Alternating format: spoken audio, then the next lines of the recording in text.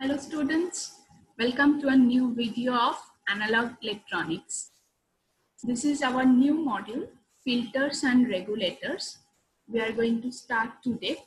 Now, according to your syllabus, this is your first module, right? You need to know about different types of filters. You need to know about different types of regulators. So without wasting time, let us start filters and regulators. So the topics we are going to cover here are shown here. First of all, filter circuit, different types of filter, regulators. What do you mean by voltage regulator? What actually a voltage regulator does? That we are going to study here. Now, two types of voltage regulator we will study here in elaborate way, and some IC series and the special power supply, that is SMPS. So this particular module, this particular chapter, filters and regulators, will cover different types of analog electronics elements, right? It will cover filter circuit, it will cover regulators, it will cover different IC series family, and a special supply, power supply, that is SMPS. So let us first know what is filter circuit. A filter circuit is one which removes the AC component present in the rectified output and allows the DC component to reach the load. We all know we use rectifier to convert one alternating component to a DC component, right? Now, using only a rectifier, we cannot have a proper DC output. So in that particular DC output, there is presence of some noise, some harmonic, some ripple. So a filter circuit is being used to eliminate those noise, harmonics and ripple frequencies. So a DC input, to get a proper DC output from a rectifier, we need to use a filter circuit before the load. Now there are different types of filter. Among them, one is shunt capacitor filter, right? Where the capacitor, you can see here, shunt capacitor filter. This capacitor is being connected with the load, and it's connected in parallel with the load, right? See, rectified output you are seeing here in the first figure. You can see rectified output, but this rectified output gets mostly DC, right? The alternating part gets away mostly after it's go through the filter circuit.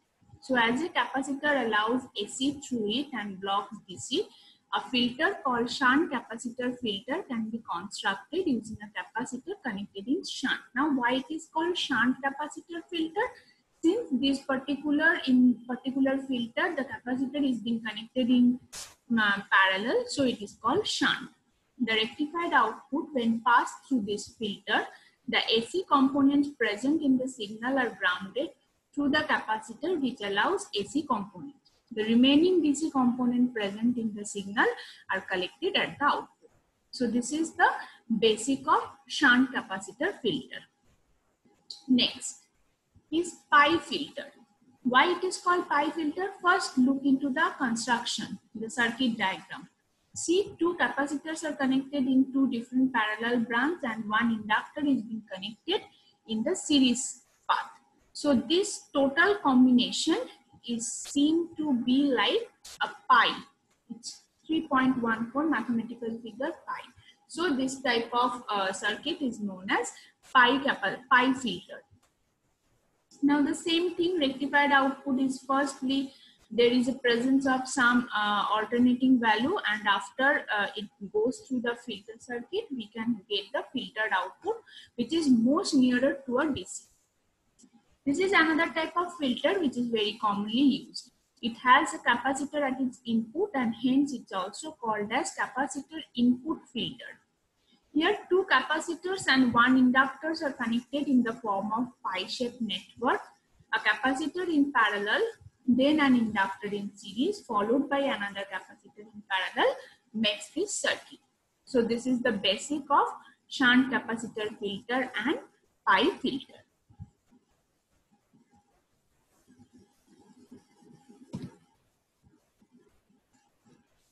So now we need to know why we are using two capacitors and one inductor to construct a pi filter, because if we can have only one capacitor and we can get rectified filtered output, DC output, then why we are going to have again another capacitor and one extra inductor in the circuit. So let us first study what this capacitor actually performs. Why C1 is being used, why L is being used, and why C2 is being used. So capacitor C1. This filter capacitor offers high reactance to DC and low reactance to AC signal. After grounding the AC component present in the signal passes to the inductor for further filtration. So we all know that a capacitor passes AC component and it blocks DC. So C1, when the signal reaches to C1, the AC components easily passes through C1 and the DC component goes to inductor, right? So our first filtration from alternating component to direct component is being done. Next, inductor. This inductor offers low reactance to DC component while blocking the AC components, if any got managed to pass through the capacitor C1. Now after C1, let us assume some portion of AC component is also there. So an inductor, what does an inductor do? An inductor passes DC component, right? It provides low reactance path to DC, so it passes DC component, but it blocks all the AC components. So the remaining part of AC component is being blocked.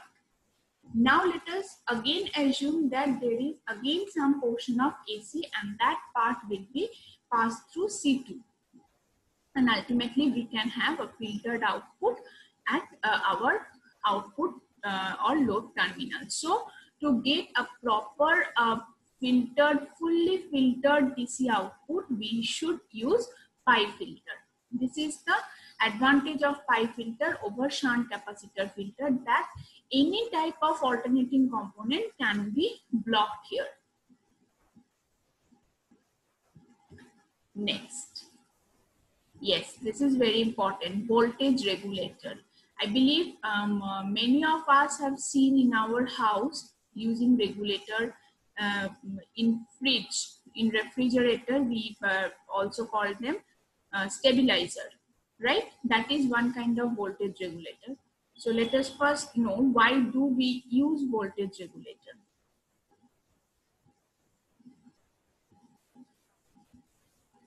A voltage regulator is such a device that maintains constant output voltage instead of any kind of fluctuation in the input voltage being applied or any variation in current drawn by the load, right? We will see the image later. So what does a voltage regulator do? A voltage regulator, in one sentence we can say, a voltage regulator maintains constant output voltage at load. See, we can have any problem in our power supply. We can have fluctuation of input voltage, we can have fluctuation of load current due to any changes in parameters, due to any fluctuation in power supply, right? But since our loads are critical, maybe we are having critical load, our loads are important to us. So voltage regulator is a kind of a safety device that provides constant voltage through the load irrespective of changing in input current or input voltage. For a power supply to produce a constant output voltage irrespective of the input voltage variation or the load current variation, there is a need for voltage regulator, right? Now, types of regulators. There may be different kinds of regulators depending on their application, depending on their connection. Now, depending on their regulation, voltage regulator are of two types, line regulator and load regulator. The regulator which regulates the output voltage to be constant in spite of input line variation, it's called line regulator, and the regulator which regulates the output voltage to be constant in spite of variation in the load output, it's called load regulator.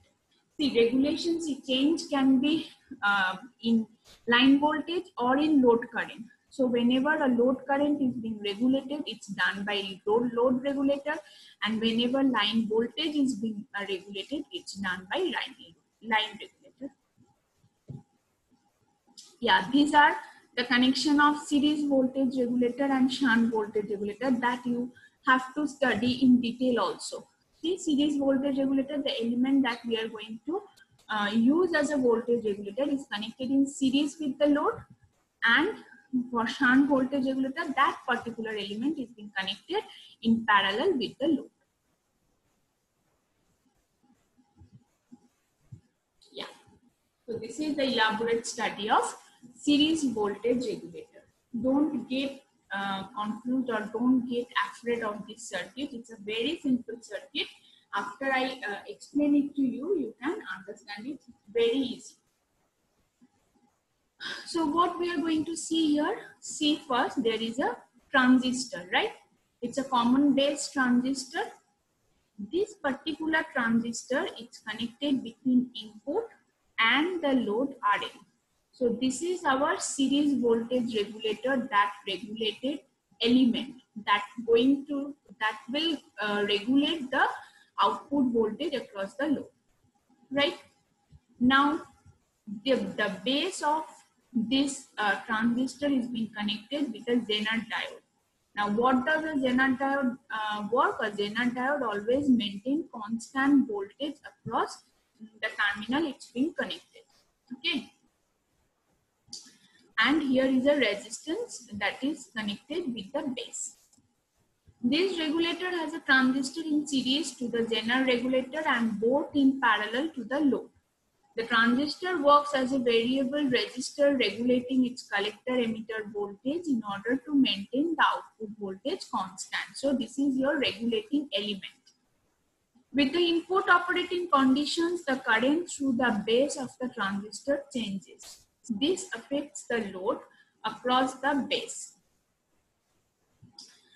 emitter junction of the transistor. The output voltage is maintained by the Zener voltage, which is constant. As both of them are maintained equal, any change in the input supply is indicated by the change in emitter bias voltage. Now, how a working of transistor is being done.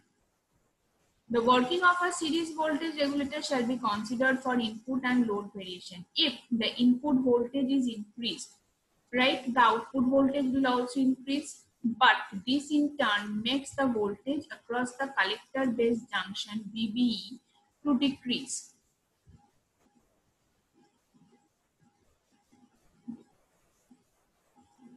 As the Zener voltage Vz remain constant. The conduction decreases as the resistance across the emitter collector region increases. This further increases the voltage across collector emitter junction, thus reducing the output voltage. This will be similar when the input voltage decreases. So suppose our input voltage gets increased. So as a result, what will happen? This voltage will be increased. Now, since Zener voltage, this voltage is constant, this VBE will be increased. Whenever this VBE will increase, this collector emitter current will get increased. This collector emitter current will pass through these RS, and as a result, the voltage drop will cause the decrease in output voltage, right? When the load changes occur, which means if the resistance of the load decreases, increasing of the load current, the output voltage will also decrease, increasing the emitter base voltage. With the increase in the emitter base voltage, the conduction increases, reducing the emitter collector resistance. This in turn increases the input current, which compensates the decrease in the load resistance. This will be similar when the load current increases. So whenever there is a change in input, it may be input voltage or load current. Somehow the collector emitter and base emitter junction works in such a way that it maintains a constant voltage across the load with the help of the constant voltage of Zener diode. Next, this is our shunt voltage regulator. Whenever this regulating element is being connected in parallel with the load, so transistor shunt regulator circuit is formed by connecting a resistor in series with the input and transistor whose base and collector are connected by a Zener diode that regulates both in parallel with the load. Right? In the base terminal, a Zener diode is being connected with the transistor. If the input voltage increases, the base emitter and output voltage also increases, but this happens initially. Actually, when input voltage increases, the line current also increases. This current flows through the RS, the input resistance, causes a voltage drop across the series resistor, which also gets increased with Vin. But this makes output to decrease. Now, this decrease in output compensates the initial increase, maintaining it to be constant. Hence, output voltage is maintained constant. If the output voltage decreases instead, the reverse happens. If the load resistance decreases, suppose RL gets decreases, there should be decrease in output voltage. The current through the load increases. This makes the base current and collector current to the transistor to decrease. The voltage across the series resistor becomes low. As the current flows heavily, the input current will be constant. The output voltage appears will be the difference between the applied voltage and the series voltage drop. Hence, the output voltage will be increased to compensate the initial decrease and hence maintain constant. The reverse happens if the load resistance increases. So, these are the voltage regulators. What a voltage regulator does, it maintains constant voltage. It can be a kind of series or it can be kind of shunt. Whenever the regulating element is being connected in series with the load, it's series regulator, and when it's connected in parallel, it is shunt regulator. Next.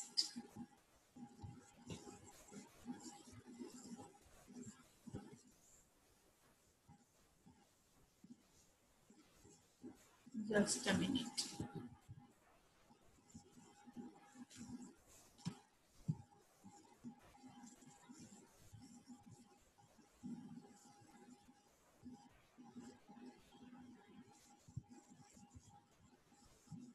Yeah. Next is our fixed positive voltage regulator. See, 78XX series and 79XX series are the IC series that can be used as voltage regulator. Now 78 series, these are being used as positive voltage regulator, and 79 series, these are being used as negative voltage regulator. So this is one example of 78XX series, which is 7810. And this is negative negative voltage regulator series like 7910.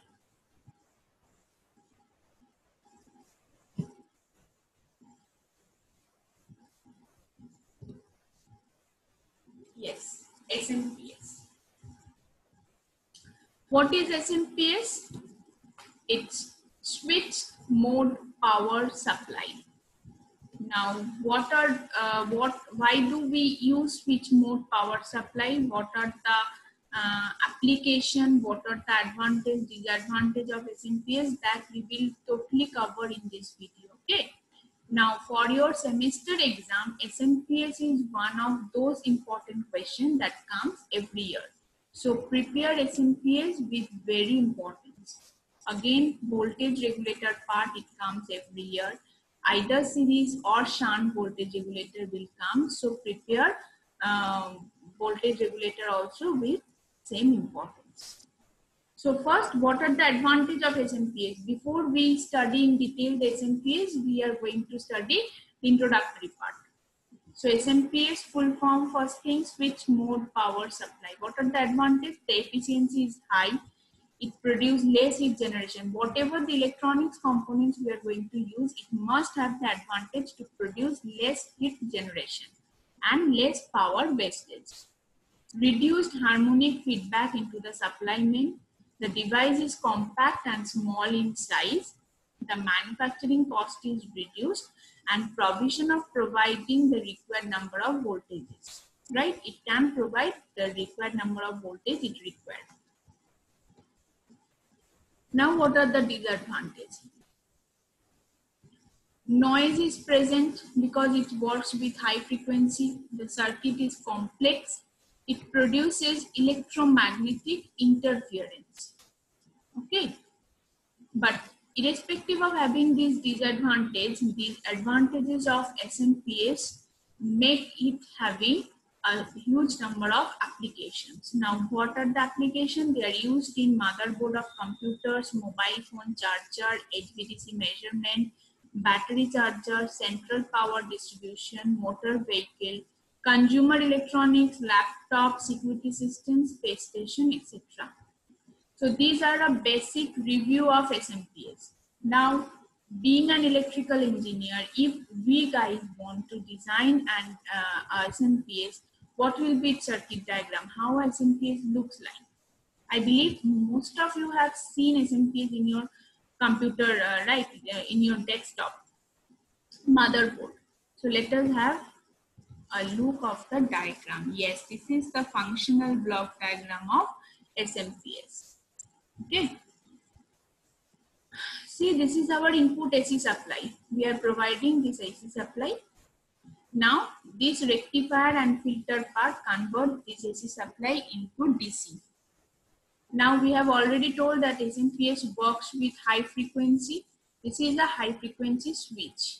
It may be a MOSFET, it may be an IGBT, whatever. So this DC, after getting from this high frequency switch, it converts to a AC signal.